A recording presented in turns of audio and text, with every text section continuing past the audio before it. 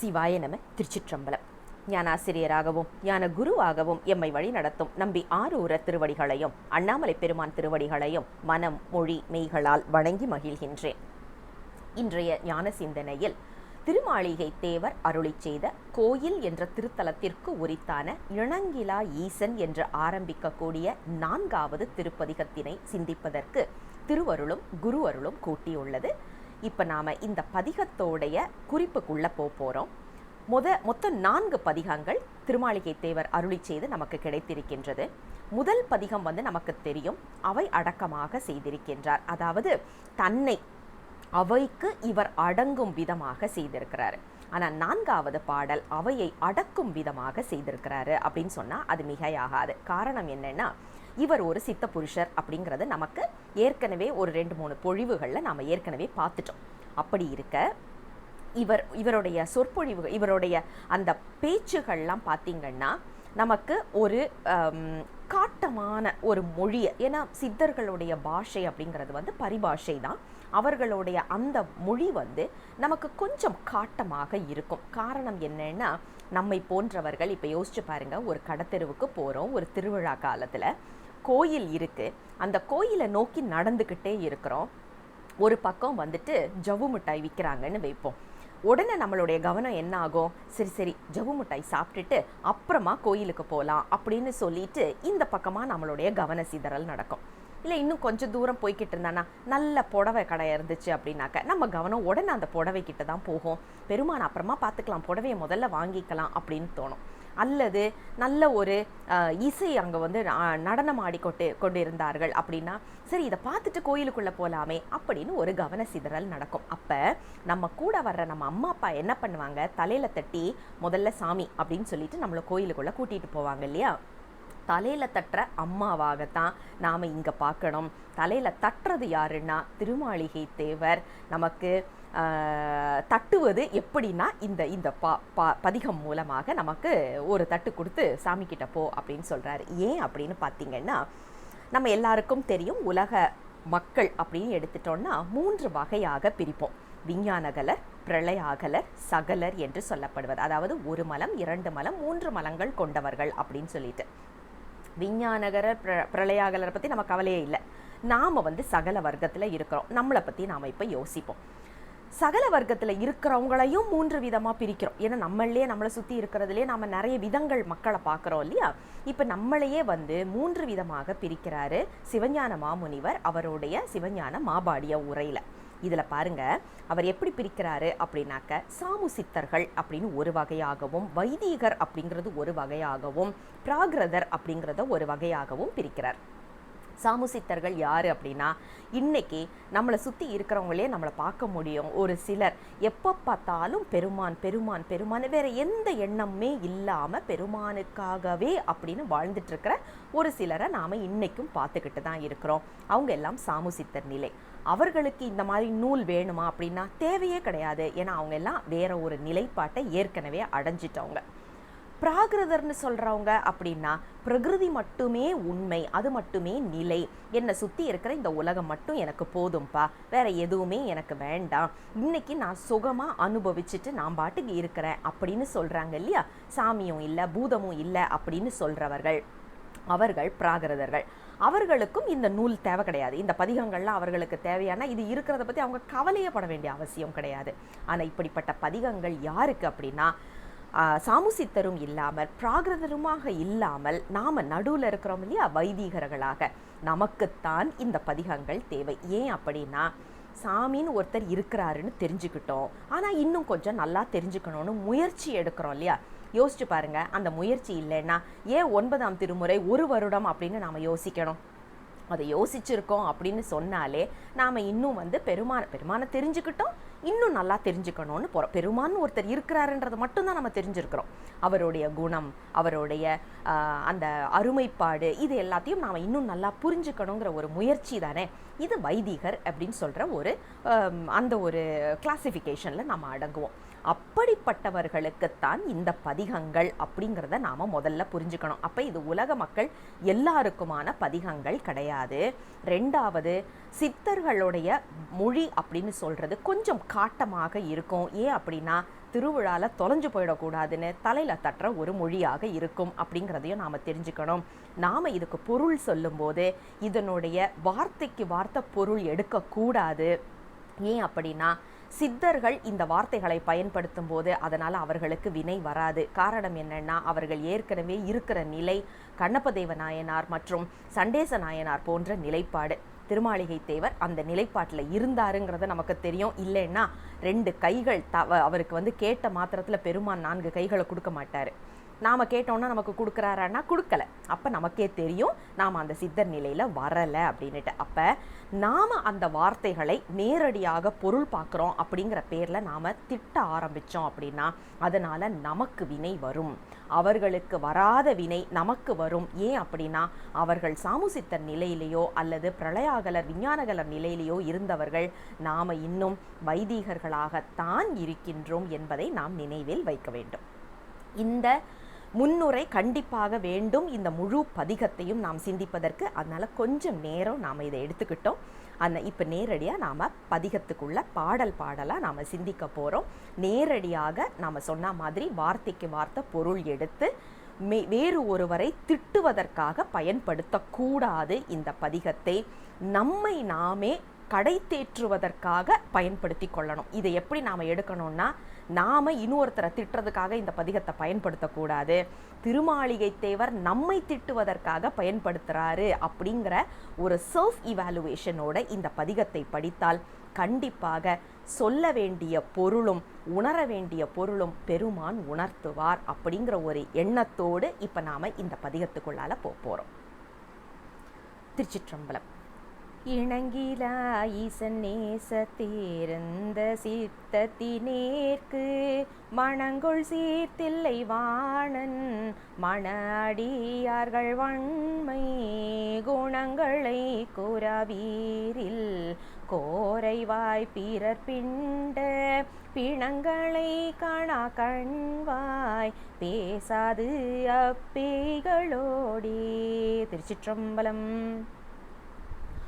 அற்புதமான ஒரு பாடல் இன்று நமது சிந்தனைக்கு. இந்த பதிகம் ஆரம்பிக்கும் போதே அற்புதமான ஒரு குறிப்பை ஆரம்பிக்கிறார். அதாவது குரு இலிங்க சங்கமம் அப்படிங்கிற முக்கியத்துவம் நமக்கு தெரியும். இதை தான் உண்மை விளக்கம் முதற்கொண்டு சிவஞான போதம் வரைக்கும் நமக்கு திருப்பி திருப்பி சொல்லிக்கிட்டே இருக்கிற விஷயம் என்னன்னா அடியார்களோடு நாம் இருக்க வேண்டும் அப்படின்னு சொல்லிட்டு. நம்பி ஆரூரருடைய அவதார நோக்கமே அடியார்களை பற்றி பாடுவதற்கு தான். யோசிச்சு பாருங்க. அப்போது அடியார்கள் அப்படின்னு சொல்கிறது எத்தனை முக்கியத்துவம் வாய்ந்ததுன்னு நமக்கு தெரியும். இந்த முதல் பாடல் ஆரம்பிக்கும் போதே நமக்கு எவ்வளவு அழகா திருமாளிகை தேவர் இதை ஆரம்பிக்கிறாரு பாருங்க. அதாவது தனக்கு ஒப்பாரும் மிக்காரும் இல்லாத சிவபெருமானுடைய திருவடிகளுக்கு நான் அடிமைப்பட்டு விட்டேன். அப்போ என்ன அர்த்தம்? நாம் பெருமான் இருக்கின்றார், பெருமான் மேல் அன்பு கொண்டு விட்டோம். அப்படி இருக்கும்போது நாம் செய்ய வேண்டியது என்ன அப்படின்னா பெருமானுக்கு அடியவர்களாக இருக்கின்றார்கள் இல்லையா. தில்லை கூத்தனுக்கு அங்கே கூத்தாடி கொண்டு இருக்கின்றார் தில்லை கூத்த பெருமான்.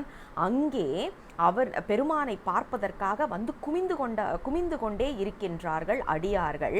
அப்படிப்பட்ட அடியார்களுக்கு அவர்களுடைய புகழை பேசிக்கொண்டே இருக்க வேண்டும் எனது வாய். அப்படி பேசாதவர்களோடு நான் பேச மாட்டேன். இதுதான் அவர் சொல்றது. என்னன்னா அடியார்களை பற்றி புகழ்ந்து பேசிக்கொண்டே இருக்கின்றார்கள். பேசிக்கொண்டே இருப்பதனால நாம் அந்த மாதிரி உள்ளவங்களோட தான் சேரணும் அப்படிங்கிற ஒரு குறிப்பை இதில் சொல்கிறார். காரணம் என்னன்னு யோசிச்சு பாருங்க. அடியார்களை நாம் எதையாவது ஒன்றை பேசிக்கிட்டே இருக்கோம். யாராவது ஒருத்தர் ஒரு நாள் மௌன விரதத்தில் இருக்க சொல்லுங்க பார்க்கலாம். சாப்பிடாத விரதம் கூட இருந்துருவாங்க. உணவு உட்கொள்ளாத விரதம் இருக்கிறது கூட அவங்களுக்கு சுலபம். பேசாமல் இருக்க சொன்னால் மண்டை வெடிச்சிடும். பேசலை அப்படின்னாக்கா வாய் பேசாமல் இருக்கிறது மட்டும் இல்லைங்க, மனசும் பேசக்கூடாது. இப்போல்லாம் நாம் என்ன பண்ணுறோம்? வாய் பேச மாட்டோம்னு சொல்லிட்டு மெசேஜ் பண்ணிக்கிட்டு இருக்கிறோம் வாட்ஸ்அப்பில்.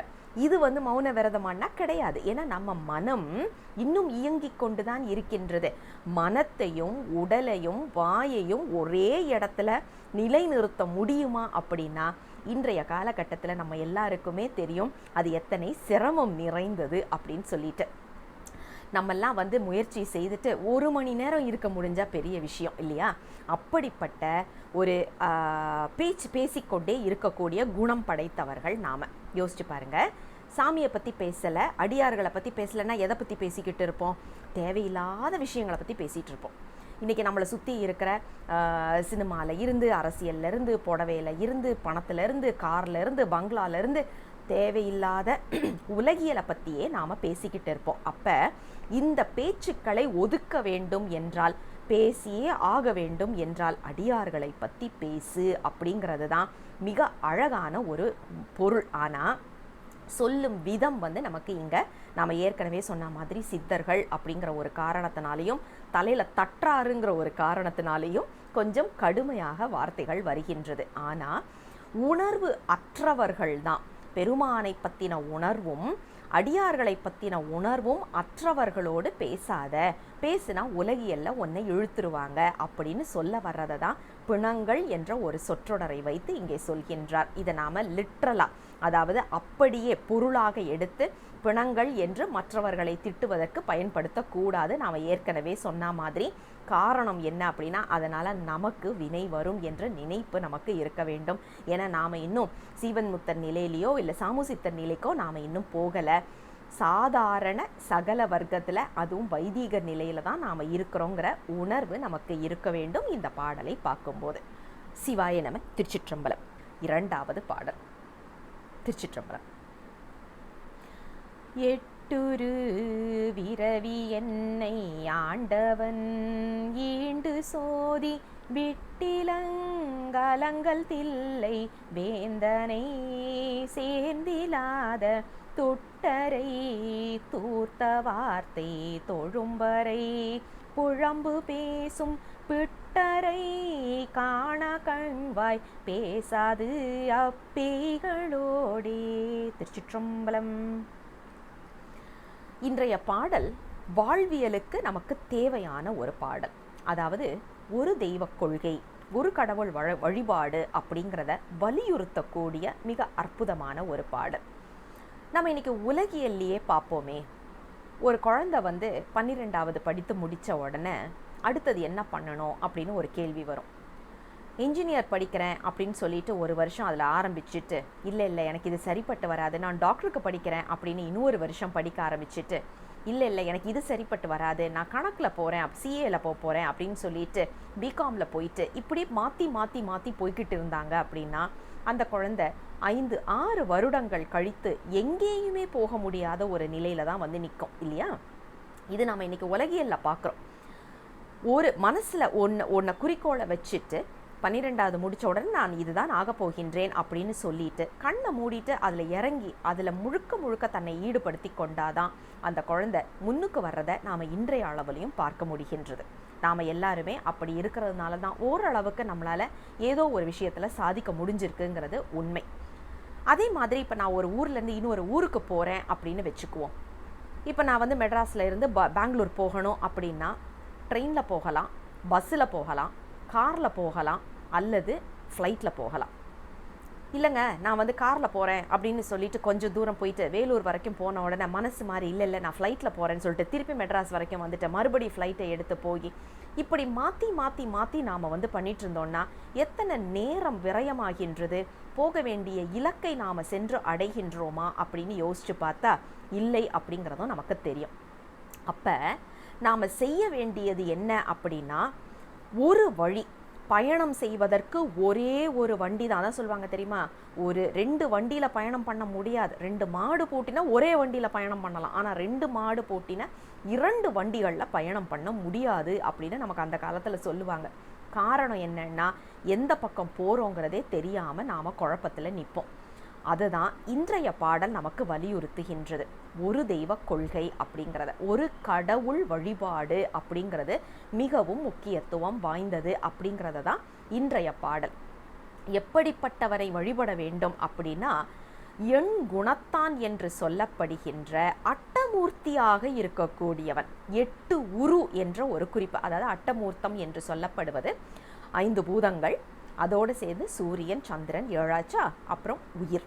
அப்போ இந்த 8லையும் விரவி இருக்கக்கூடிய சிவபெருமான், அதனால தான் அட்டமூர்த்தம் என்று சொல்லப்படுகின்றது. அப்படிப்பட்டவனை சோதி அதாவது எப்படிப்பட்டவன்னா பிரகாச 1000 கோடி சூரிய பிரகாசம் என்று சொல்லப்படுகின்றவனாக இருக்கக்கூடியவன் தான் தில்லையில் ஆண்டு கொண்டிருக்கின்றான், தில்லையில் ஆடிக்கொண்டிருக்கின்றான். அப்படிப்பட்ட சிவபெருமானை சேர வேண்டும் அப்படிங்கிற ஒரு குறிப்பை சொல்லிட்டு, ஏன் அப்படின்னா உலக இயக்கம், காஸ்மிக் டான்ஸ் அப்படிங்கிறத நாம் பார்த்துட்டோம். உலக இயக்கம் அப்படின்னு சொல்லும் போதே நாம் அந்த உலக இயக்கத்தோடு ஐக்கியப்பட வேண்டும் அப்படிங்கிறத தான் இந்த இடத்துல மிக அழகாக, அதாவது பெருமானுக்கு அடியவர்களாக வந்து அடைய வேண்டும்.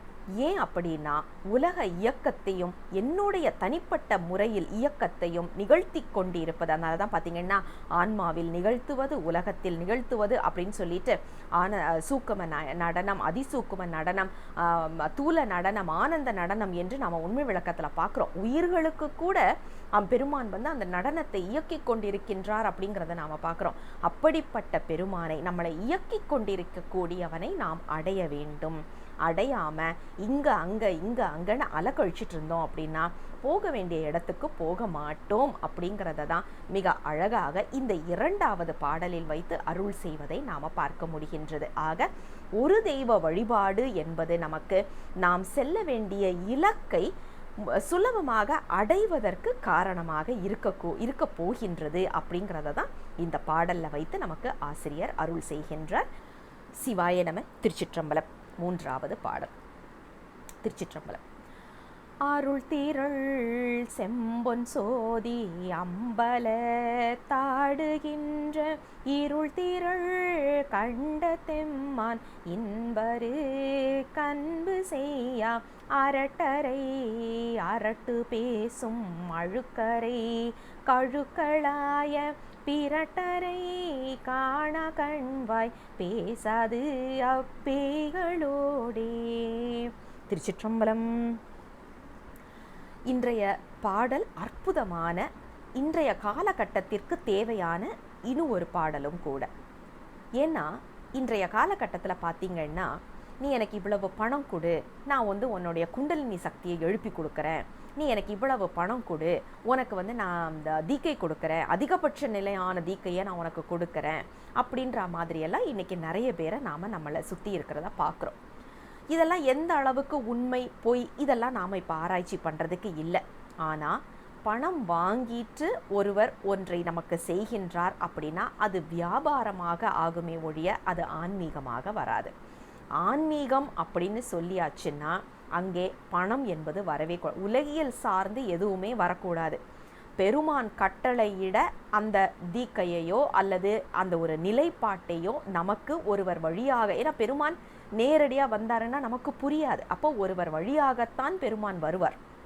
அவரை தான் நாம் குருநாதர் என்று சொல்கின்றோம். குருநாதர் நமக்கு என்ன கொடுக்கின்றார்னா அனுபவம் கொடுக்கின்றார்.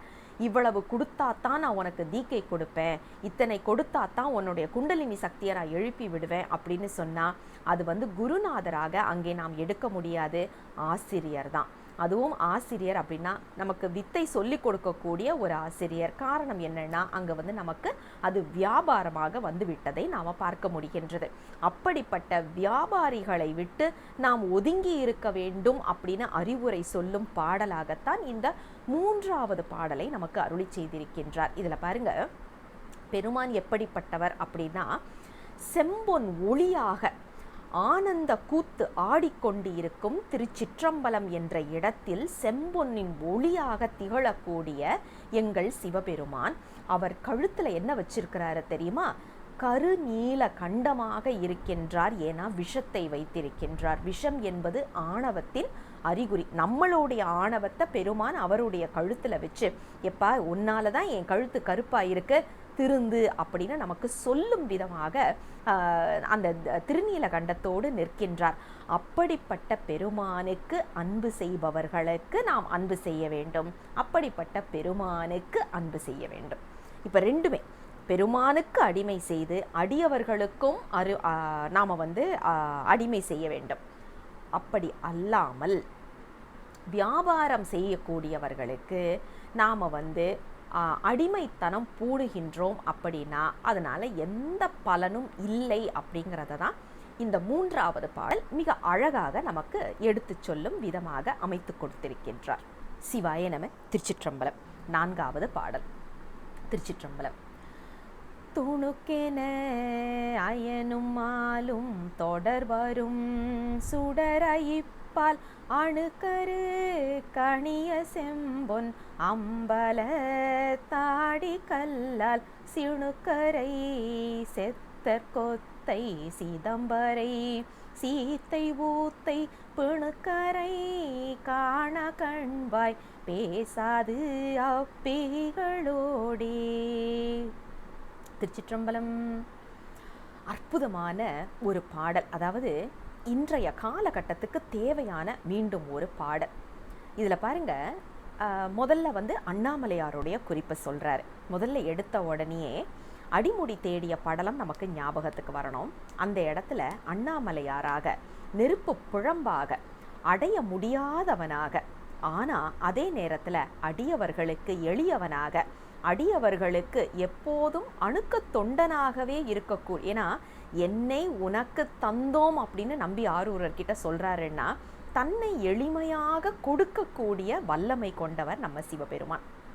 ஆனால் ஆணவத்தின் காரணமாக அடைய முற்பட்டால் அடைய முடியாது அப்படிங்கிற ஒரு குறிப்பை மிக அழகாக சொல்லிட்டு, அப்படிப்பட்ட பெருமான் தான் எங்களுக்கு தில்லை என்ற திருத்தலத்தில் ஆடிக்கொண்டு இருக்கின்றார். இதில் மிக முக்கியமான ஒரு குறிப்பு என்னன்னாக்க, சிணுக்கரை அப்படின்னு ஒரு குறிப்பு வைக்கிறாரு. அதாவது அழுகை உடையவர்கள் அப்படின்னு ஒரு குறிப்பு. என்ன பொருள் அப்படின்னு நாம் இதை கொஞ்சம் ஆராய்ச்சி பண்ணோன்னு பாருங்களேன். கடவுள் நம்பிக்கை இல்லை அப்படின்னு வச்சுக்கோங்க. எல்லாமே நான் செய்கிறேன் அப்படின்னு வரும்போது, ஒரு காலகட்டத்தில் நம்மளால் முடியலைன்னு ஒரு சிச்சுவேஷன், ஒரு சூழல் வரும்போது என்ன ஆகும்னா, அதனால் மன அழுத்தம் அதிகமாகும். மன அழுத்தம் அதிகமாகிறதுக்கு காரணமாக நமக்கு மனநோய் வரும். அதே நேரத்தில் நம்மளுடைய உடல் உபாதைகள் வரும். அது கடைசியில் எங்கே கொண்டு போய் நம்மளை விழும்னா, நம்ம அழற ஒரு சூழலுக்கு தான் கொண்டு போய் விடும். ஏன் அப்படின்னா, நம்மளால் சமாளிக்க முடியாது. இப்போ நிறைய பேர் சொல்லுவாங்க, எனக்கு கடவுள் நம்பிக்கையெல்லாம் கிடையாதுங்க, எனக்கு எங்கள் அம்மா அப்பா தான் சாமி அப்படின்னு சொல்லுவாங்க. அதுவும் நல்லது தான். ஏன்னா நமக்கு தெரிஞ்ச ஒருத்தரை நம்ம சாமின்னு கும்பிடுறோம், அது சரிதான். ஆனால் நம்ம அம்மாவோ அப்பாவையோ நாம் கடவுளாக, தெய்வமாக, கடவுள்னு சொல்லக்கூடாது, ஏன்னா கடவுள் அப்படின்னா வேற அர்த்தம். தெய்வமாக, உயிர் வர்க்கங்கள் எல்லாமே தெய்வமாக தான் வரும். தெய்வமாக நாம் வணங்க ஆரம்பிக்கும் போது ஏதோ ஒரு காரணம் பற்றி அவங்க எடுக்கிற ஒரு முடிவு நமக்கு தவறாக அமைந்து விட்டால், ஏன்னா எல்லா நேரமும் எப்போதுமே சரியான முடிவாக வராது இல்லையா, ஏதோ ஒரு காரணம் பற்றி அது தவறாக வந்துருச்சுன்னு வைங்களேன், அம்மா அப்பா மேலே மட்டும் நம்பிக்கை இல்லாமல் போகிறது இல்லாமல் நமக்கு வாழ்க்கையின் மேலேயே ஒரு அவநம்பிக்கை வந்துடும். ஏன்னா நாம் இவ்வளவு நாள் மலை போல நம்பின ஒரு ஆள், அது அம்மாவாக இருக்கலாம், அப்பாவாக இருக்கலாம், ஆசிரியராக இருக்கலாம், அல்லது மனித வர்க்கத்தை சேர்ந்த யாராக வேணாலும் இருக்கலாம். அவர்களை நாம் நம்பும் போது, அவர்களை முழுக்க அவங்க தான் எல்லாமே அப்படின்னு வாழும்போது, ஏதோ ஒரு காரணம் பற்றி அவர்கள் கொஞ்சம் நமக்கு தவறாகும்படியான ஒரு முடிவு எடுத்துட்டாங்க அப்படின்னா நமக்கு வாழ்க்கையே இல்லைங்கிற ஒரு சூழலுக்கு கொண்டு போய் விட்டுடும். அப்போ என்ன ஆகும்னா, கடைசி நேரத்தில் அழுகையை தவிர நமக்கு வேற எதுவுமே இருக்காது. ஏன்னா நாம் வேற எங்கேயுமே சாஞ்சிக்க முடியாத அளவுக்கு ஒரு சூழல் வந்துடும்.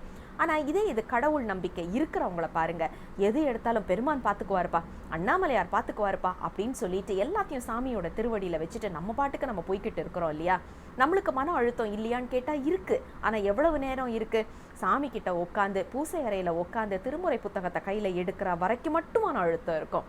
பதிகம் படிக்க ஆரம்பிச்சோன்னே, எப்பா நீ பார்த்துக்கோப்பா, என்னால் இதுக்கு மேலே முடியல, என்னம்மா பண்ணு, உன்னுடைய விருப்பம், நீ நடத்தலைன்னா விட்டுரு, உன்னுடைய பிரச்சனை அப்படின்னு சொல்லிட்டு சாமி கிட்ட விட்டுட்டு நாம் நிம்மதியாக தூங்குவோம். இதுதான் மிக முக்கியத்துவம், இன்றைய காலகட்டத்தில் முக்கியத்துவம் வாய்ந்தது. ஏன்னா நம்மளுடைய வேலை காரணமாக, உணவு காரணமாக, இருக்கக்கூடிய சூழல் காரணமாக, நம்ம படிக்கிற கல்வி காரணமாக, எல்லாம் பற்றியும் நமக்கு குடும்பம் மட்டும் கிடையாது. முன்னாடிலாம் மன அழுத்தத்துக்கு ஒரு காரணம் மட்டும்தான், இப்போ அப்படி கிடையாது. எல்லாமே நம்மளை சுற்றி இருக்கிற எல்லாமே மன அழுத்தத்தை ஏற்படுத்தக்கூடியதாக இருப்பதனால நம்மளுடைய மனபாரத்தை ஒருவருடைய திருவடியில் இறக்கி வைக்கணும். அது நம்மளை விட மிக பெரியவராக இருந்தால் நம்மளுடைய பிரச்சனையை சரி பண்ணி கொடுத்துருவாங்க. நம்ம அளவுக்கே இருக்கிற ஒரு மனிதன்கிட்ட கொடுத்தா அவங்களுக்கே 1008 பிரச்சனை. அதை சமாளிப்பாங்களா, இல்லை நம்மளுக்குள்ள பிரச்சனைகளுக்கு அவங்க தீர்வு சொல்லுவாங்களா? அவங்க தீர்வு சொன்னாலும் இப்போ உள்ள காலத்துக்கு தான் இருக்குமே ஒழிய, லாங் ஸ்டாண்டிங்னு சொல்லுவோம்ல, அந்த மாதிரி நிரந்தரமான ஒரு தீர்வு அவர்களால் கொடுக்க முடியாது. அதனால் உலகியல் சார்ந்த ஒரு அற்புதமான பாடலாக நாம் இதை பார்க்க வேண்டியிருக்கு. பெருமானின் திருவடியை அடைந்துட்டா, சரண் அடைந்தால் பெருமானே நீ பார்த்துக்கோ அப்படின்னு அவருடைய திருவடிகளில் நாம் எல்லா பிரச்சனையும் வச்சுட்டா பெருமான் நமக்கு அணுக்க தொண்டா, அவர் நமக்கு அணுக்க தொண்டு செய்பவரா, நாம் செய்கிறத விட்டுடுங்க, அவர் நமக்கு பக்கத்திலேயே இருந்து நம்மை அரவணைத்து வழி நடத்துவார் அப்படிங்கிற ஒரு குறிப்பை எல்லா அருளாளர்களும் சொன்னது தான் நமக்கு இந்த 4வது பாடலும் அதே கருத்தை எடுத்து சொல்வதாக அமைகின்றது. சிவாய நம. திருச்சிற்றம்பலம். 5வது பாடல். திருச்சிற்றம்பலம். திசைக்குமே குலவு கீர்த்தி தில்லை கூத்துகந்து தீய நசிக்க வெண்ணீரதாடும் நமர்களை நணுக நாய்கள் அசிக்க ஆரியங்கள் ஓதும் மாதரை பேதவாத பிசுக்கரை காண கண்வாய் பேசாது அப்பேகளோடே. திருச்சிற்றம்பலம். இன்றைய பாடல் மீண்டும் நாம் ஏற்கனவே சொன்ன மாதிரி இது நமக்கு ஒரு உபதேச பதிகமாகத்தான் நாம் இந்த பதிகம் முழுவதையுமே எடுத்துக்கணும். இந்த 5வது பாடல் பாருங்க, இது உயர்ந்தது அது உயர்ந்ததுன்னு நாம் இன்னைக்கு எத்தனையோ சண்டை போட்டுக்கிட்டு இருக்கிறோம். தமிழ் உயர்ந்ததா, ஆரியம் உயர்ந்ததா, இல்லை இந்த சாமி பெரியவரா அந்த சாமி பெரியவரா, இல்லைன்னா நான் படித்த சித்தாந்தம் தான் பெருசு நீ படித்த சித்தாந்தத்தில் விட அப்படிங்கிற மாதிரி உள்ள குழப்பம். இப்படி நிறைய ஒரு குழப்பத்தில் நாம் இதுதான் சரி அதுதான் சரி அப்படின்னு சொல்லிட்டு சண்டை போட்டுட்டு உட்காந்துட்ருக்குறோம். இதனால் நம்மளுடைய ஆன்ம முன்னேற்றத்துக்கு ஏதாவது பலன் உண்டுமா அப்படின்னா கண்டிப்பாக கிடையாது அப்படிங்கிறது நமக்கே தெரிஞ்ச ஒரு விஷயம். இது வேற யாரும் சொல்லணும்னு அவசியம் கிடையாது. நாம் சண்டை போட்டுட்டு இருக்கிறதுனால நம்மளால் வேற என்ன லாபம் இதில் கிடைக்குதுன்னா ஒன்றுமே கிடையாது. அந்த குறிப்பை தான் இந்த 5வது பாடலில் நமக்கு வைத்து அருள் செய்கின்றார். இதில் மிக அழகான குறிப்புகள் சிலது வைக்கிறார். அதாவது எல்லா திசைகளையும் கடந்து நின்று கூத்தாடி கொண்டிருக்கின்ற எங்கள் கூத்தபிரான். ஏன்னா கூத்த பெருமான் அப்படின்னாலே அவர் அண்டம் கடந்து ஆடிக்கொண்டிருக்கின்றார், அண்டங்களை இயக்குவதற்காக ஆடிக்கொண்டிருக்கின்றார் என்றது நமக்கு தெரியும். இதை அறிவியலாகவும் நாம் பார்க்கலாம், கணக்கு வகையிலையும் பார்க்கலாம், அதே நேரத்தில் ஆன்மீகமாகவும் நாம் இதை பார்க்கலாம். அதாவது ஃபிசிக்ஸ் அண்ட் மெட்டாஃபிசிக்ஸ்ன்னு சொல்லுவோம் இல்லையா, 2 விதமாகவும் இதை நாம் பார்க்க முடியும். ஆக பெருமான் பெருமானுடைய ஆட்டம் அப்படிங்கிறது நமக்கு மிக முக்கியத்துவம் வாய்ந்தது.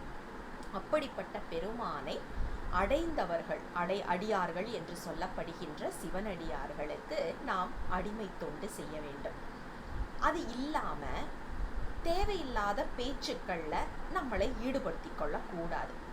இதில் உதாரணத்துக்கு அவர் சொல்லுவது என்னென்னா, புரியாத மொழி அப்படிங்கிறத தான் இதில் சொல்ல வந்திருக்கிறாரு. காரணம் என்னென்னா, நம்ம திருமாளிகை தேவர் வேதங்கள் நன்றாக தெரிந்தவர். அதனால் வேதங்களை அவர் குறை சொல்லியிருக்கவோ அல்லது மட்டம் தட்டியிருக்கவோ மாட்டார். அது அவருடைய குறிக்கோளாக இருந்திருக்கிற வாய்ப்பே கிடையாது. ஏன்னா நம்ம அப்பர் பெருமான் சொல்லுவது போல ஆரியமும் தமிழும் ஆனார்தாமே அப்படிங்கிறது அப்பர் பெருமானுடைய வாக்கு. ஒரு அருளாளர் இன்னொரு அருளாளரை முரண்பட்டு பேசும் வழக்கம் நாம் எங்கேயுமே பார்க்க முடியாது. அப்போ இங்கே நம்மளுக்கு என்ன சொல்ல வர்றாரு அப்படின்னா, இந்த மொழிதான் உயர்ந்தது, இந்த மொழிதான் சிறந்தது, இந்த பெருமானை அடைவதற்கு இந்த முறையில் தான் நாம் போகணும் அப்படின்னு நமக்கு தெரிந்த சிற்றறிவை வைத்து முடிவு செய்து கொண்டு அதனால் சண்டை போட்டுட்டு இருக்கக்கூடாது அப்படிங்கிறது தான் இன்றைய குறிப்பாக நமக்கு அதிகமாக சொல்லப்படும். ஏன்னா இன்றைய காலகட்டத்தில் அதிகமாக நமக்கு இருக்கிற ஒரு பிரச்சனை இதுதான். நான் 5 தொகுப்பு சித்தாந்தம் படிச்சிருக்கிறேன், சரியாக படிச்சிருக்கேன், நீ தப்பாக படிக்கிற, நீ தப்பாக புரிஞ்சிருக்கிற அப்படின்னு சொல்லிட்டு ஒவ்வொருத்தர்கிட்டையும் நாம் போய் சண்டை போட்டுட்டு நிற்கிறோம். இதில் நாம் புரிஞ்சுக்கிட்டோம் அப்படின்னா நம்ம ஆன்ம முன்னேற்றத்துக்கு நல்லது. அடுத்தவங்க புரியலை அப்படின்னா அது அவங்களுடைய வினைன்னு நம்ம போயிட்டு இருக்கணுமே ஒழிய அவங்கள்ட்ட போய் சண்டை போடுறதுனால நம்மளுக்கு எந்த லாபமும் கிடையாது. ஏன்னா அவர்கள் அறிவில் நின்று பெருமான் தான் உணர்த்துகின்றார். ஒரே ஆசிரியர்கிட்ட நாம் கற்றுக்கிட்டாலுமே அவர்கள் அறிவு நிலையில் இருந்து நம்ம வினையின் காரணமாக எதை புரிய வைக்க வேண்டுமோ அதைத்தான் பெருமான் புரிய வைக்கின்றார். பெருமான் எல்லாத்தையும் செய்கிறாருன்னு நம்புகிறோம் இல்லையா, அப்போ இதையும் பெருமான் தானே செய்கின்றார் அப்படிங்கிற எண்ணம் நமக்கு வர வேண்டும். நீ செய்தது தப்பு, நான் செய்கிறது தான் சரி அப்படின்னு ஒருவரால் நிற்க முடிஞ்சுது அப்படின்னா அங்கேயே நாம் தோத்துட்டோம் அப்படிங்கிறது தான் நமக்கு அருளாளர்கள் எல்லாருமே சொல்லிக் கொடுக்கின்ற உண்மை என்பதை புரிந்து கொள்ள வேண்டும். ஒருத்தரை திருத்துவதற்கு நம் பிறப்பு கிடையாது. ஒருத்தருக்கு புரிய வைப்பதற்காக நாம் படிக்கவில்லை. நாம் புரிந்து கொண்டு நம் வாழ்க்கையை சரி செய்வதற்காகத்தான் சித்தாந்தங்களும் திருமுறைகளும் நமக்கு கொடுக்கப்பட்டிருக்கின்றதை ஒழிய மற்றவர்களை திருத்துவதற்கு அல்ல என்பதை நாம் நன்றாக உள்வாங்க வேண்டும் என்பதுதான் இந்த 5வது பாடலுடைய மிக அழகான கருத்தாக நாம் பார்க்க வேண்டியிருக்கின்றது. சிவாய நம. திருச்சிற்றம்பலம். 6வது பாடல். திருச்சிற்றம்பலம். ஆடர வாட ஆடும் அம்பல தமுதே என்னும் சேடர் சேவடிகள் சூடா திருவிழா உருவினாரை சாடரை சாட்கை மோட சழக்கரை பிழைக்க பிட்க படரை காண கண்வாய் பேசாத பேய்களோடே. திருச்சிற்றம்பலம். இன்றைய பாடல் நமக்கு மீண்டும் ஒரு உபதேச பாடலாகத்தான் இதையும் நாம் பார்க்கணும். அதாவது பெருமான் ஆடிக்கொண்டு இருக்கின்றார். அவருடைய அணிகலன்களாக இருப்பது என்னன்னு நமக்கு தெரியும். கையில் பாம்பு, காதில் பாம்பு, கழுத்தில் பாம்பு, இடுப்பில் பாம்புன்னு எல்லா இடமும் பாம்பை தான் அலங்காரமாக வச்சுருக்கிறாரு பெருமான். ஏதோ உலகத்தில் வேறு எதுவுமே இல்லாத மாதிரியும் பாம்பு ஒன்று தான் இருக்குங்கிற மாதிரியும் வளைகிற மாதிரியும் அதை எடுத்து போட்டு வச்சிட்ருக்கிறாரு பெருமான். அப்படிப்பட்ட ஆட்டத்தில் அந்த பாம்புகளும் சேர்ந்து ஆடிக்கொண்டு இருக்கின்றதாம். அப்படிப்பட்ட நடனத்தை இயற்றிக்கொண்டிருக்கின்ற எங்கள் சிவபெருமானுக்கு அடியவர்களாக இருக்கின்றார்கள் இல்லையா, அவர்களுடைய சிறப்புகளை நாம் பேச வேண்டும், பாட வேண்டும் அப்படிங்கிற குறிப்பு தான் முதல் 2 வரிகள். அதுக்கப்புறம் பாருங்க, மிக அழகாக தன் வயிறு வளர்ப்பதற்காக ஒரு உயிரை, அதாவது பிழைக்க பிட்க பேடரை அப்படின்னு ஒரு குறிப்பை சொல்கின்றார். இது என்னன்னா, ஒரு உயிரை கொல்லுகின்ற அந்த குறிப்பை சொல்கின்றார். இதில் நாம் ஒன்று நினைவில் வச்சுக்கணும். ஒருவரை கொல்லுவது அப்படின்னா உடலால் கொல்லுவது மட்டும் கிடையாது. ஏன்னா இந்த உலகத்தில் இருக்கிற எல்லாமே உயிர்கள். அதாவது ஆடு, மாடு, கோழி, பாம்பு, மரம், செடி, கொடி, புழு, பூச்சி, பூண்டு எது எடுத்தாலும் அது எல்லாமே உயிர்கள் தான். அந்த உயிர்கள் எல்லாமே அதன் வினை வசப்பட்டு அந்த ஒரு உருவத்தை எடுத்திருக்கு. இந்த அறிவு நமக்கு இல்லாத காரணத்தினால தான் இன்னைக்கு அதிகமாக பிற உயிர்களுக்கு தீங்கு விளைவிப்பதை நாம் பார்க்க முடிகின்றது. ஒரு காலத்தில் ஒரு விதமான பிஸ்கட் வந்துட்டு இருந்துச்சு. அந்த பிஸ்கட்டில் பார்த்திங்கன்னா அழகான குழந்தை படம் போட்டிருக்கோம் அந்த பிஸ்கட்டில். அதை ஒரு தடவை எங்கள் அம்மா அதை எடுத்து பார்த்துட்டு சொன்னாங்க, அழகான குழந்தை முகமாக இருக்குது, இதை எப்படி சாப்பிட முடியும் அப்படின்னு சொல்லிட்டு எடுத்து வச்சுட்டாங்க. அதுக்கப்புறம் அந்த பிஸ்கட்டையே நாங்கள் வாங்குறது கிடையாது நம்ம வீட்டில். இது என்ன குறிக்குது அப்படின்னா, உலகத்து உயிர்கள் மேல் நாம் அந்த வயசில் இருந்தே அந்த குழந்தைங்களுக்கு சொல்லி கொடுக்குறாங்க அப்படின்னு சொல்லிட்டு. ஆனால் இன்றைக்கி என்ன பண்ணுறோம், பலவித மிருகங்கள் மாதிரி ஒவ்வொரு பிஸ்கட்டை வச்சுட்டு நான் இந்த மிருகத்தை சாப்பிட்டேன், அந்த மிருகத்தை சாப்பிட்டேன்னு பிஸ்கட்டில் சாப்பிட ஆரம்பித்து பிறகு அந்த மிருகத்தையே சாப்பிடும்போது நமக்கு ஒரு குற்ற உணர்வு வராத அளவுக்கு ஆகிவிட்டது. அது எப்படி வேணாலும் குழந்தைங்களை அட்ராக்ட் பண்ணுறதுக்காக ஒரு மார்க்கெட்டிங் டெக்னிக்னு கூட நம்ம சொல்லலாம். ஆனால் அதனால் நாம் எதை சீரழித்து விட்டோம் அப்படின்னா, இன்னும் ஒரு உயிர் அவதிப்படுமே அப்படிங்கிற அந்த உணர்வு இல்லாத ஒரு நிலைக்கு நாம் வந்துட்டோம். சரி, இப்போ இதில் இந்த உயிர்கொலை அப்படின்னு சொல்கிறாங்க இல்லையா, இந்த உயிர்கொலை அப்படிங்கிறது மனித உயிர்களோ அல்லது இந்த உலகத்தில் இருக்கிற விலங்கினங்கள் அதை கொல்லுவது மட்டும் கிடையாது. உடலால் செய்யக்கூடிய தீங்கு மட்டும் அல்ல, மனத்தால் செய்யக்கூடியதும் வாக்கினால் செய்யக்கூடியதும். ஏன்னா ஒருவரை அழிப்பது அப்படின்னு சொன்னால் நாம் உடலால் மட்டும் ஒருவரை அழிப்பது கிடையாது, நம்ம சொல்லாலேயும் ஒருவரை அழிக்கிறோம், நம்மளுடைய மனத்தினாலேயும் ஒருவரை அழிக்கிறோம். இந்த மூன்றுமே, அதாவது மனம், மொழி, மெய்களால் நாம் ஒருவரை காயப்படுத்தினோம் அப்படின்னா நாம் அனைவருமே இந்த பாடலில் சொல்லுவது போல கண்டிப்பாக மனசாட்சியே இல்லாத ஒரு கீழ்த்தரமான மக்களாக ஆகிவிடுகின்றோம். நம்ம வாக்கு, அதாவது நம்மளுக்கு ஆரம்பத்துலலாம் சொல்லுவாங்க, உடம்பு சுத்தம் மட்டும் இல்லை, வாக்கு சுத்தமும் மன சுத்தமும் வேணும் அப்படின்வாங்க. வாக்கு சுத்தி, மனசுத்தி, உடல் சுத்தி, இதை மூணையுமே சொல்லுவாங்க. இது மூணுமே சுத்தமாக இருக்கணும். அந்த மூணுமே சுத்தமாக இல்லை அப்படின்னா ஏதாவது ஒன்று அழுக்காக இருந்தாலும் அதனால் பிறருக்கு ஆபத்து. நம்ம வாக்கு சுத்தமாக இல்லைன்னா ஒருவரை நாம் வாக்கினால் காயப்படுத்துகின்றோம். நம் மனம் சுத்தமாக இல்லைனா ஒருவருக்கு தீங்கு நினைத்து அதனால் அவர்களை காயப்படுத்துகின்றோம். உடல் சுத்தமாக இல்லைன்னா பிற உயிர்களுக்கு கண்டிப்பாக தீங்கு ஏற்படுத்தி அதில் ஆனந்தம் அடைவதையும் நாம் பார்க்குறோம். ஆக இப்படிப்பட்ட மிருகங்களை விட கேவலமாக போகக்கூடிய ஒரு நிலைப்பாடு நமக்கு வரக்கூடாது. அதுவும் சிவனடியாராக மாறிவிட்டோம் அப்படின்னா நமக்கு கண்டிப்பாக அந்த நிலை ஏற்பட்டு விடக்கூடாது என்ற ஒரு நல்லெண்ணத்தில் மிக அழகான ஒரு பாடலாக இந்த 6வது பாடலை நமக்கு அருளி செய்திருப்பதை நாம் பார்க்க முடிகின்றது. ஆக உடல், மனம் மற்றும் வாக்கு சுத்தமாக இருந்து அடியவர்களை போற்றி துதித்து பெருமானை வணங்கி நிற்கக்கூடிய அந்த நிலைப்பாடு நமக்கு வேண்டும் அப்படிங்கிற விண்ணப்பத்தை நாம் பெருமானின் திருவடிகளுக்கு வைத்து இந்த 6வது பாடலை நிறைவுக்கு கொண்டு வருவோம். சிவாய நம. திருச்சிற்றம்பலம். 7வது பாடல். திருச்சிற்றம்பலம்.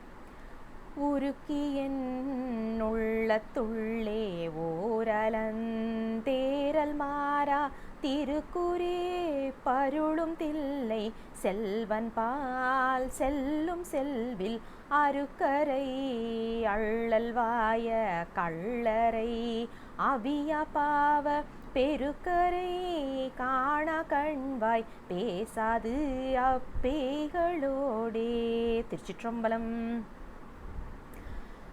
மீண்டும் ஒரு அற்புதமான உபதேச பாடல். நாம் ஏற்கனவே சொன்ன மாதிரி இந்த முழு பதிகமுமே நமக்கு ஒரு உபதேச பாடலாகத்தான் ஒவ்வொரு பாடலையும் நாம் பார்க்க வேண்டும்.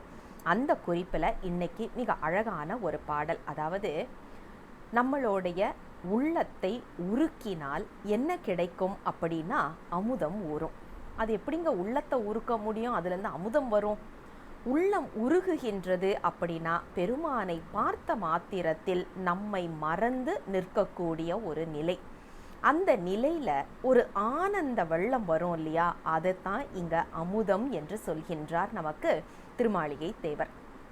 உள்ளத்தை உருக்கி அதில் இருக்கிற அந்த அமுதம் வெளியில் வருகின்றது. அது வெளி வந்து கொண்டே இருக்கின்றது. ஏன்னா அந்த தியான நிலை அப்படின்னு சொல்கிறதுல பெருமானை உள்ள நல்லா அனுபவிக்கக்கூடிய ஒரு சூழல் நமக்கு அமையும்.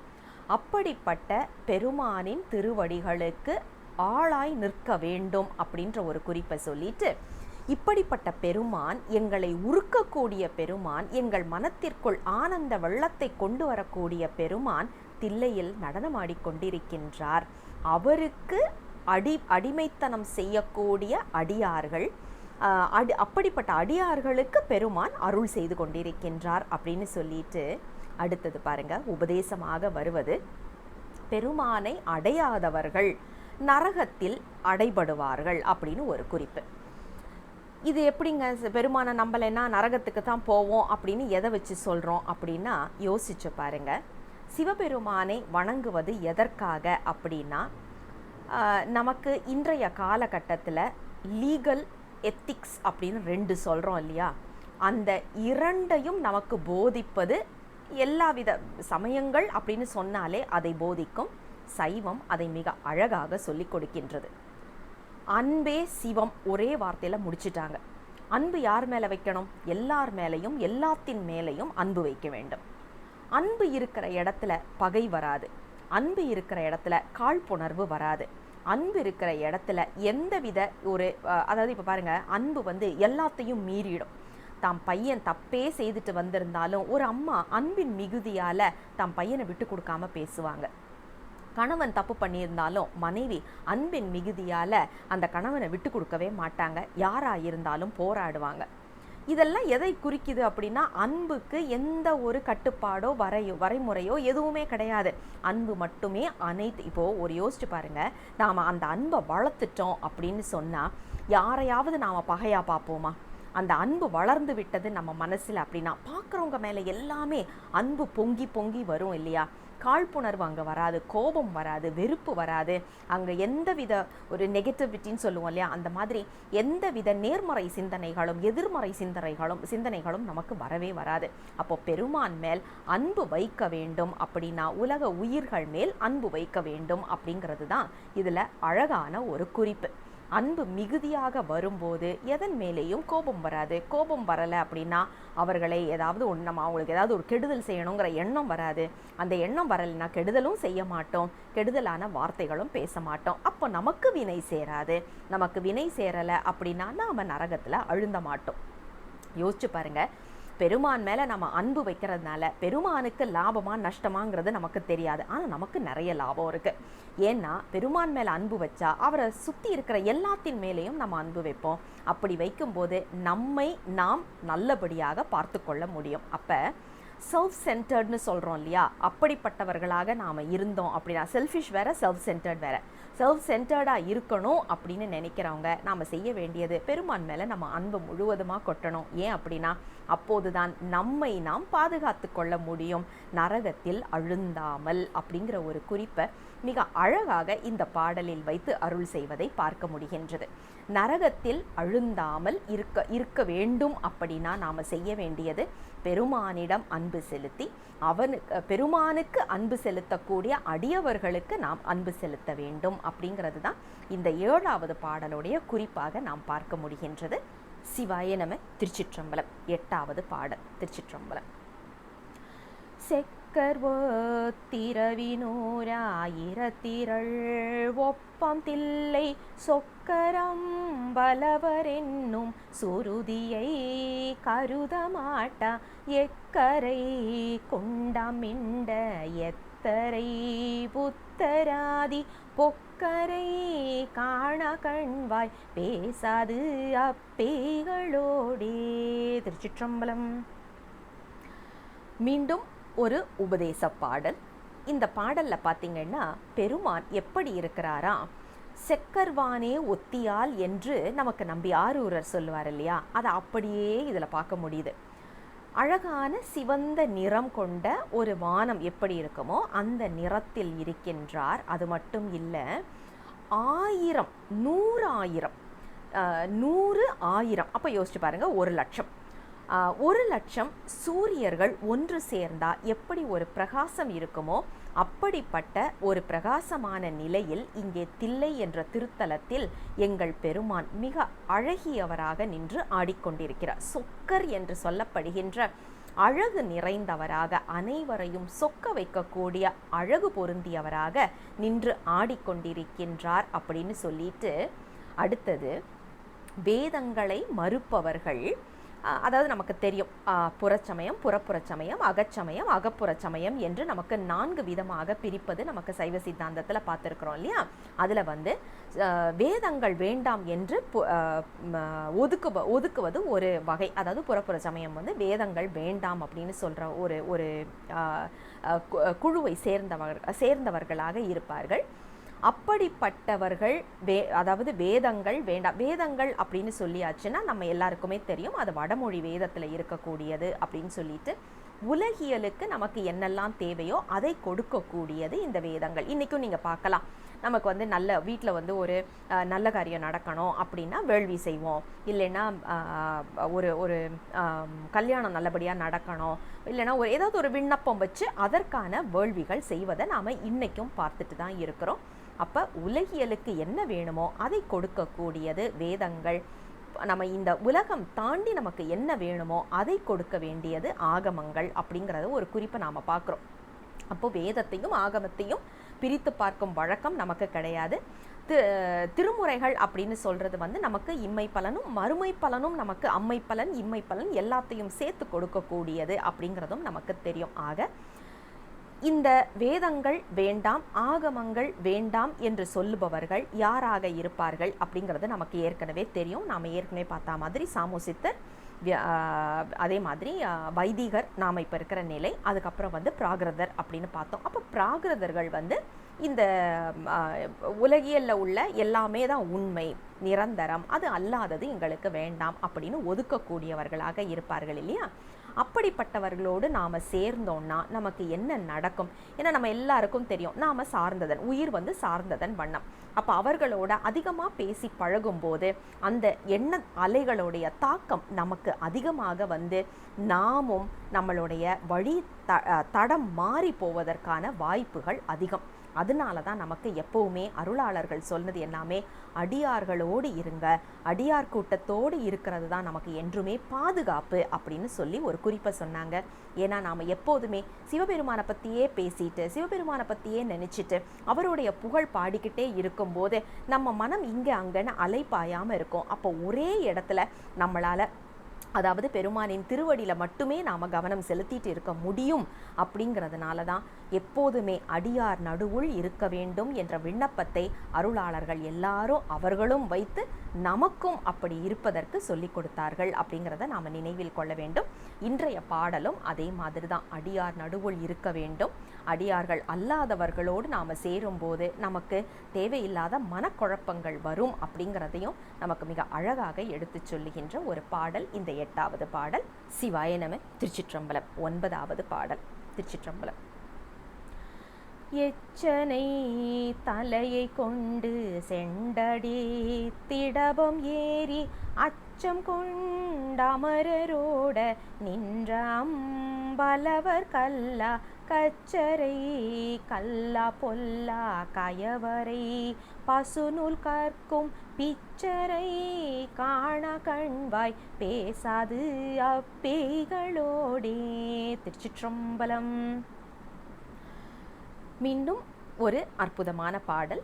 எடுத்த எடுப்பிலேயே தக்கன் வேள்வியை பற்றி மிக அழகான ஒரு குறிப்பை சொல்கிறார். அதாவது நம்ம எல்லாருக்குமே தெரியும், தக்கன் செய்த வேள்வி மருமகனாக இருக்கக்கூடிய சிவபெருமானை அழைக்காமல் சிவ வேள்வியாக செய்யாமல் அவ வேள்வியாக செய்ததனால பெருமான் அவரை தண்டிக்கிறதுக்கு நமக்கு வீரபத்திரரை அனுப்பின வரலாறு நமக்கு தெரியும். வீரபத்திரர் சென்று தக்கனுடைய தலையை வெட்டியது மட்டும் அல்லாமல் எச்சனுடைய தலையையும் அழகாக உருள வைத்தார் அப்படிங்கிற ஒரு குறிப்பை சொல்லிட்டு, பெருமான் எப்படி வருகின்றார் அப்படின்னா இடபம் என்று சொல்லப்படுகின்ற பசு ஏறி வருகின்றார். அவர் வருவதை பார்த்து அங்கே இருந்த பெருமானை அழைக்காமல் செய்த வேள்வியில் கலந்து கொண்ட தேவர்கள் எல்லாருமே பயந்து ஓடுகின்றார்கள். ஏன்னா பெருமானை எதிர்த்து நிற்க போகிறோங்கிறது தெரிஞ்சும் அவங்க எவ்வளவு தைரியம் இருந்தால் அதை செய்திருப்பாங்க. காரணம் என்னன்னா, தக்கனுடைய மிரட்டலுக்கு அவங்க பயந்துட்டாங்க, வேற ஒன்றும் இல்லை. தக்கன், ஏன்னா நம்ம பெருமான் மன்னிச்சிருவாருன்னு தெரியும். தக்கனுடைய கோபம் அப்படி கிடையாது, வேற வழி இல்லை, சரி போயிடுவோன்ட்டு போயிட்டாங்க. பெருமான் கோபப்பட்ட உடனே இவங்களுக்கு என்ன பண்ணுறதுன்னு தெரியலை, அதனால அங்கேருந்து ஓட ஆரம்பித்தாங்க. இப்படி பெருமானை நிந்திக்கக்கூடிய இடங்களில் அல்லது அவ வேள்வியாக செய்யக்கூடிய இடங்களில் நாமும் இருக்கக்கூடாது அப்படிங்கிறது தான் இதில் நமக்கு கொடுக்கப்படுற பாடம். ஏன்னா தக்கனோட வேள்வியை அழிச்சாரு, எச்சனை உதைச்சாரு, இதெல்லாம் சரிதான். ஆனால் நமக்கு என்ன அப்படின்னு ஒரு கேள்வி வரும் இல்லையா? என்ன கேள்வினா, பெருமானை நிந்திக்கின்ற இடத்துல நாம் முடிந்த அளவு இல்லாமல் பார்த்து கொள்ள வேண்டும். அதுதான் நமக்கு நல்லது. ஏன் அப்படின்னா அது நாளைக்கு நமக்கு வினையை ஏற்படுத்தும் என்பது திண்ணமான ஒரு உண்மை. இப்போ இது முதல் 2 வரிகள். அடுத்தது பாருங்க, பெருமானை பற்றின நூல்கள் இருக்கு. அதாவது நம்மளை சுற்றி இருக்கிற நூல்கள் எல்லாத்தையும் எடுத்து பாருங்க. ஒன்று அது பதிநூல் அல்லது பசு நூல் அல்லது பாச நூல்னு நம்ம பிரிச்சுக்கலாம்.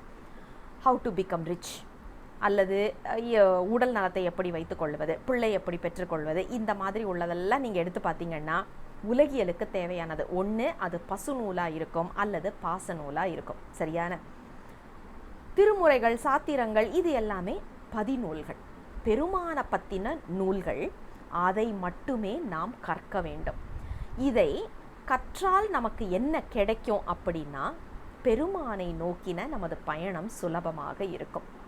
இல்லை வேற சிறு தெய்வங்கள் பற்றின நூல் அல்லது பசு நூல் என்று நம்மளை சுற்றி நிறைய பசு நூல்கள் இருக்கு இல்லையா, அதையெல்லாம் எடுத்து நாம் படித்தோம்னா நமக்கு என்ன கிடைக்கும் அப்படின்னா, இதுலேயே நாம் அழுந்திடுவோம். இதை தாண்டி நம்மளால் வெளியில் போக முடியாது.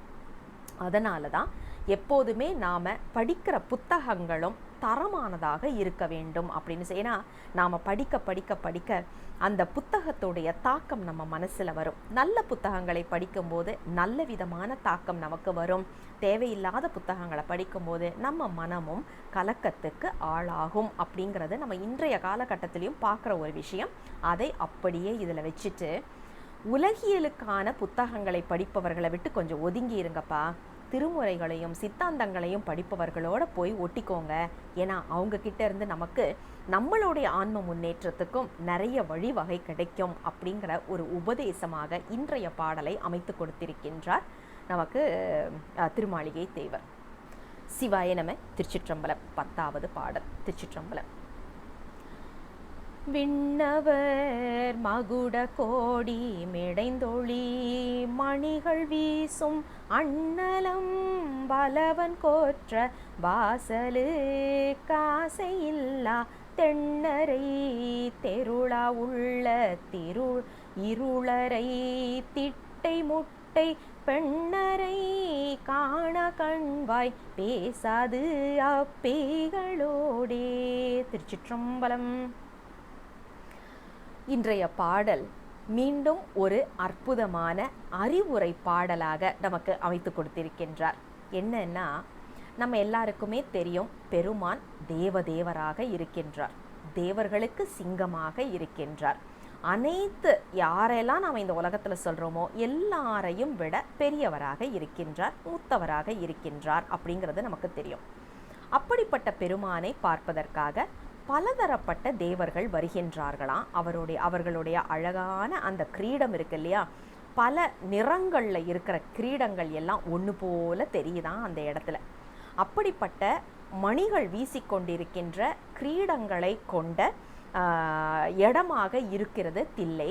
அங்கே பெருமான் நடனம் இயற்றிக்கொண்டு இருக்கின்றார் அப்படின்னு சொல்லிட்டு, அப்படிப்பட்ட பெருமானை பற்றி பேசி புகழ்ந்து ஆராதனை செய்யாமல் புறம் பேசிக்கொண்டு இருக்கின்றார்கள் இல்லையா, அவர்களை நான் ஒதுக்குவேன் அப்படின்ற ஒரு குறிப்பு. இது இன்றைய காலகட்டத்துக்கு நமக்கு கண்டிப்பாக தேவையான ஒன்று. புறம் பேசுவது அப்படிங்கிறது நாம் அதிகமாக இன்றைய காலகட்டத்தில் பயன்படுத்திட்டு இருக்கிறோம். அப்படிப்பட்டவர்களை அதிகமாக சாடும் விதமாகத்தான் இந்த பாடலை அமைத்து கொடுத்திருக்கின்றார். நமக்கு இதிலிருந்து பாடம் என்ன அப்படின்னா, நாம் புறம் பேசக்கூடாது. இல்லைங்க, எனக்கு புறம் பேசி ரொம்ப பழகிட்டேன், அதில் ருசி கண்டுட்டேன், நான் என்ன பண்ணுறது, அதை விட்டுட்டு என்னால் இருக்க முடியலை அப்படின்னு நினைக்கிறீங்களா? கவலையே படாதீங்க. புறம் பேசணும்னு நினச்சிட்டீங்க, அதில் தான் உங்களுக்கு நிம்மதி கிடைக்குது அப்படின்னா தாராளமாக பேசுங்க. ஆனால் ஒருவரை பற்றி மட்டும் பேசுங்க, சிவபெருமானை பற்றி மட்டும் பேசுங்க. புறம் பேசணும்னு முடிவு பண்ணியாச்சுன்னா சிவபெருமானை பற்றி பேசுவோம், நிறைய புறம் பேசுவோம். அவர் இப்படி பண்ணாரு அப்படி பண்ணாருன்னு அவருடைய நல்லது கெட்டது எல்லாத்தையும் பற்றி பேசுவோம். அப்படி பேச பேச நமக்கு நல்வினை தான் வரும். அவரை பற்றி தப்பாக இப்படிலாம் பண்ணிட்டு இருக்கிறாரு, என்னை போட்டு என்ன பாடுபடுத்திட்டு இருக்கிறாரு தெரியுமான்னு சொன்னால் கூட அதுவும் அவரை நிந்திப்பது ஆகாது. ஏன்னா பெருமான் மேல் கொண்ட அன்பின் காரணமாக நாம் அதை சொல்கிறதுனால புறம் பேசுவது என்று முடிவெடுத்து விட்டால் பெருமானை பற்றி புறம் பேசுவோம். மனிதர்களை பற்றி பேசுறதுனால பிரயோஜனமே கிடையாது. ஒரு மனிதனை பற்றி இன்னொரு மனிதன்கிட்ட நாம் சொல்கிறதுனால நம்மளுக்கு என்ன லாபம் கிடைச்சிட போகுது? ஒன்றும் கிடையாது. ஒரு நிமிஷம் ஒரு சந்தோஷம் கிடைக்குதா, ஆனால் அதுக்கப்புறம் வாழ்நாள் முழுக்க நமக்கு வினை சேர்ந்துடும். அதுக்கு பதிலாக பெருமானை பற்றி வாயார மனசார ஜம்முன்னு புறம் பேசுவோமே, எப்போவுமே நம்மளுக்கு நல்லதாக தான் நடக்கும். அண்ணாமலையார் என்ன தெரியுமா பண்ணாருப்பா, இப்படிலாம் பண்ணிட்டாருப்பா அப்படின்னு உட்காந்து 2 பேர் பேசிக்கிட்டே இருங்களேன். 2 பேருக்குமே, கேட்குறவங்களுக்கும் சரி புறம் பேசுகிறவங்களுக்கும் சரி, நல்வினை அமையும் அல்லது நமது வினை கழியும். ஆக புறம் பேசுவதுன்னு முடிவு பண்ணியாச்சுன்னா பெருமானை பற்றி பேசுவோம், மனிதர்களை பற்றி பேச மாட்டோம் என்ற ஒரு உறுதிமொழியை நாம் எடுத்தால்தான் இந்த பதிகம், இந்த 9ஆம் திருமுறையில் 4வது பதிகத்தை நாம் படித்ததற்கான பலனாக அமையும். இது ஒருத்தருக்கு சொல்கிற ஒரு படிப்பினை கிடையாது, நமக்கே நாம் சொல்லிக்கொண்டு நம்மை நாம் முன்னேற்றி கொள்ளுவதற்காக சொல்ல வேண்டியது. இன்றில் இருந்து யாரை பற்றியும் நான் புறம் பேச மாட்டேன், பேசுவதாக இருந்தால் பெருமானை பற்றி மட்டும் பேசுவேன் என்று ஒரு உறுதிமொழி நாம் எடுத்துக்கொள்ளுவோம் என்று சொல்லி அதையும் பெருமானின் திருவடிகளுக்கே வைத்து இந்த 10வது பாடலை நிறைவுக்கு கொண்டு வருவோம். சிவாய நம. திருச்சிற்றம்பலம். 11வது பாடல். திருச்சிற்றம்பலம். சீரப்புடை அடியார் தில்லை செம்பொனம் பலவர் காளாம் உரைப்புடை அடியார் கீழ் கீழ் உரைப்பர் சேவடி நீராடார் இறப்பொடு பிறப்பினுக்கே இனியராய் மீண்டும் மீண்டும் பிறப்பரை காண கண்வாய் பேசாது அப்பேகளோடே. திருச்சிற்றம்பலம். நிறைவு பாடல் நமக்கு அடியார்களை வணங்க வேண்டும். அடியார்களை வணங்கலேன்னா மீண்டும் மீண்டும் பிறந்து இறந்து இந்த ஒரு சுழலில் நாம் மாட்டுவோம் அப்படிங்கிற ஒரு மிக அழகான குறிப்பை சொல்லி அருள் செய்கின்றார். நம்ம எல்லாம் ஒன்று ஞாபகம் வச்சுக்கணும். நம்பி ஆரூரர் அவதாரம் செய்ததற்கு முக்கியமான காரணமே அடியார் பற்றின புகழை பாடுவதற்கு என்பது நமக்கு தெரியும். அப்போ அடியார்கள் எத்தனை முக்கியத்துவம் வாய்ந்தவர்கள் சைவத்தை பொறுத்த வரைக்கும் அப்படிங்கிறது நாம் சொல்லி தெரிஞ்சுக்க வேண்டிய அவசியம் இல்லை. ஏன்னா எல்லா அருளாளரும் அதைத்தான் குறிக்கின்றார்கள். இதில் பாருங்க, சிறப்புடை அடியார்கள் அப்படின்னே ஆரம்பிக்கிற அடியார்கள். இப்போ இன்னொன்று யோசிச்சு பாருங்க, திருநீரு நம்ம சொல்கிறோம், அதே மாதிரி பெருமானுக்கு திரு என்று சொல்கின்றோம், அம்மைக்கு திரு என்று சொல்கின்றோம். எல்லாமே நம்ம ஒவ்வொரு இடத்தையும் பார்த்திங்கன்னா திருக்கோயில், திரு ஆலயம், திருநீரு, திருத்தலம், தலம் மரம், அதுக்கும் திரு திரு என்று சொல்லுவோம். எல்லாத்துக்கும் திரு என்பது வரும். ஆனால் அடியார்களுக்கு திருன்னு சொல்ல மாட்டோம். ஏன் அப்படின்னா அது இயற்கையிலேயே திரு உள்ளது. அதனால் திருப்பியும் நாம் போய் திரு அடியார்கள்னு சொல்ல வேண்டிய அவசியமே கிடையாது. அடியார் என்றாலே அது திரு உடையவர்கள். அதனால தான் சிறப்புடை அடியார் அப்படிங்கிற குறிப்பை மிக அழகாக இதில் இருக்கு. ஏன்னா தில்லைக்கு கூட திருத்தில்லைன்னு சொல்கிற ஒரு வழக்கம் உண்டு. நம்மளுக்கு பார்த்திங்கன்னா அந்த திருங்கிற வார்த்தை நமக்கு ரொம்ப முக்கியம். அதனால தான் அடியார்களுக்கு திரு என்று சொல்லாமல், ஏன்னா அவர்கள் இயற்கையிலேயே அந்த திரு உடையவர்கள் அப்படிங்கிறதுனால சொல்கிற வழக்கம், தனியாக சொல்லும் வழக்கம் நமக்கு தேவையில்லை அப்படின்னு விட்டாங்க. அப்படிப்பட்ட அடியார்கள் எங்கே இருக்கின்றார்கள் அப்படின்னா தில்லை என்ற திருத்தலத்தில் பெருமானுடைய திருவடிக்கு கீழ் அவர்கள் இருக்கின்றார்கள். அவர்களுடைய திருவடிக்கு கீழ் இருக்கக்கூடிய அந்த துகள் இருக்கு இல்லையா, அதை திருநீராக நாம் பூசிக்கொள்ள வேண்டும். அப்போ யோசிச்சு பாருங்க, பெருமானுக்கு அடியவனாக வந்துட முடியும், ஆனால் ஒரு அடியவருக்கு அடியவனாக நம்மளால் மாற முடியுமான்னா ரொம்ப கஷ்டம். நம்ம ஈகோ நம்மளை தடுக்கும். என்ன, அவரும் அதே மாதிரி உள்ளவர் தானே, அவருக்கு ஏன் நான் அடிமை செய்யணும் அப்படின்னு ஒரு மிகப்பெரிய ஒரு கேள்வி நிற்கும். நம்மளுடைய அந்த தன்முனைப்புன்னு சொல்கிறோம் இல்லையா, அது விட்டு கொடுக்காது அவ்வளவு சீக்கிரம். அதனால் ஒரு அடியவருக்கு அடியவராக வருவோமா அப்படிங்கிறது ஒரு பெரிய சந்தேகம்தான். அப்படி வந்தால் அவர்கள்தான் இந்த பிறப்பு இறப்பு என்ற சுழியில் மாட்டாமல் இதில் இருந்து தப்பியவர்கள் அப்படிங்கிற குறிப்பை நமக்கு இந்த 11வது பாடலில் பார்க்குறோம். அடியவர்களுக்கு அடியவராக மாற முடியலைன்னா மீண்டும் மீண்டும், அதாவது நம்ம அப்பர் பெருமான் சொல்லுவார் தெரியுமா, பிறப்பதற்கே தொழிலாகி இறக்கின்றார்கள் அப்படின்வாங்க. இறக்கிறத ஒரு தொழிலாக வச்சுக்கிறாங்களாம். ஏன் அப்படின்னா மீண்டும் பிறக்கணுமே அப்படின்னு சொல்லிட்டு. நமக்கு பட்டினத்தார் சொல்லுவார், என்னை திருப்பி திருப்பி பெத்து எடுத்து எங்கள் அம்மா உடல் சலித்தாள், மாதா உடல் சலித்தாள், என்னுடைய தலையெழுத்தை எழுதி எழுதி பிரம்மன் தலை அவனுடைய கை சலிச்சு போச்சான். என்னை கவர்ந்து கொண்டு போய் யமனுடைய வாழ்க்கையும் அவனுடைய கைகளும் சிவந்து போச்சு. நான் எப்போது தான் இதுலேருந்து வெளியில் வருவேன் கச்சி ஏகம்பனே அப்படின்னு சொல்லிட்டு ஒரு அழகான ஒரு பாடல் பாடுவார். அந்த இதை இங்கே நம்ம நினைவில் கொள்ளணும். அடியார்களுக்கு தொண்டு செய்தால்தான் நாம் இதில் இருந்து வெளியில் வர முடியும். அதனால தான் பார்த்திங்கன்னா நம்ம நாயன்மார்களில் நேரடியாக பெருமானுக்கு தொண்டு செய்தவர்களை விட அடியார்களுக்கு தொண்டு செய்து முக்தி அடைந்தவர்கள் தான் அதிகம். அப்பூதி நாயனாரில் இருந்து நமக்கு நிறைய பேரை நாம் சொல்லலாம். பெருமானுக்கு நேரடியாக அன்பு செலுத்தியவர்கள் சிலர், ஆனால் அடியார்களுக்கு அன்பு செலுத்தி முக்தி அடைந்தவர்கள் தான் சேரமான் பெருமாள் நாயனாரில் இருந்து, சோமாசிமார நாயனாரில் இருந்து, நம்ம மங்கையர்க்கரசியாரில் இருந்து, நம்ம பெருமழலை குறும்பனாரில் இருந்து எத்தனையோ பேரை நாம் சொல்ல முடியும். அடியார்களுக்கு அன்னம் பாலித்தார்கள், அடியார்களுக்கு தொண்டு செய்தார்கள். இப்படி அடியார்களை கவனித்து கொண்டு முக்தி அடைந்தவர்கள் தான் அதிகம் என்பதை நாம் நினைவில் கொள்ள வேண்டும். அதை அப்படியே இங்கே வைத்து நமக்கு சொல்லுவது ஒரு மிகச்சிறப்பான ஒரு குறிப்பாக பார்க்கின்றோம். இது 4வது திருப்பதிகத்தை நிறைவுக்கு கொண்டு வருகின்றது. திருமாளிகை தேவர் அருளி செய்த 4 பதிகங்களும் இதனோடு நிறைவுக்கு வருகின்றது.